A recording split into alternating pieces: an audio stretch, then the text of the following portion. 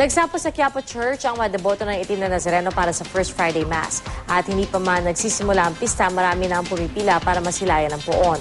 May ulat on the spot si Dante Perelio. Dante? Yes, Pia, di nga alintana nitong mga deboto yung masamang panahon kaninang madaling araw para makadalo sa First Friday Mass dito sa Quiapo Church. Di natinag ang tradisyon at panata ng mga deboto ng Itim na Nazareno ng masamang panahon para dumalo sa First Friday Mass ngayong unang buwan ng taon. Alas 4 pa lang ng umaga nang magsimula ang misa rito.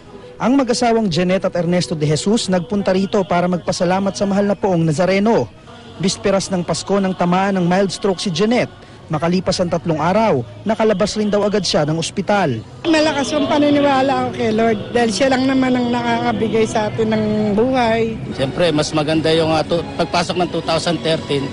Yan nga yung sinabi ko na birthday ng Panginoon Diyos, si Jesucristo. Yan ang maganda regalong binigay niya sa amin, nakarecover misis ko. Mahaba na rin ang pila ng mga taong gustong humalik at magpunas ng panyo sa paa ng Nazareno. Si Efren Bernadas 3 oras nang nakapila ng abutan namin. 8 taon na raw niya itong ginagawa sa paniniwalang didinggin ng Itim na Nazareno ang kanyang mga hiling.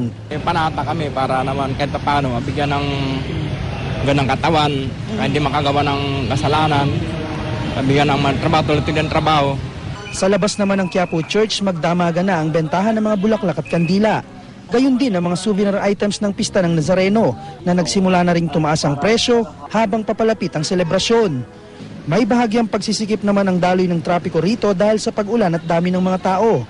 Sa ngayon, nakaset up na ang command center post. 65 ambulansya naman ang nakastandby at 50 portalet ang ilalagay rito. Bukas naman magkakaroon ng dry run ang may 3,000 miyembro ng PNP at AFP. Pia, mamayang alas 6 ng gabi ay magkakaroon ng Novena Mass rito, kaugnay naman sa pagdiriwang ng kapistahan ng mahal na Nazareno. At yan ang mainit na balita mula rito sa Maynila. Balik sa iyo, Pia. Maraming salamat, Dante Perelio.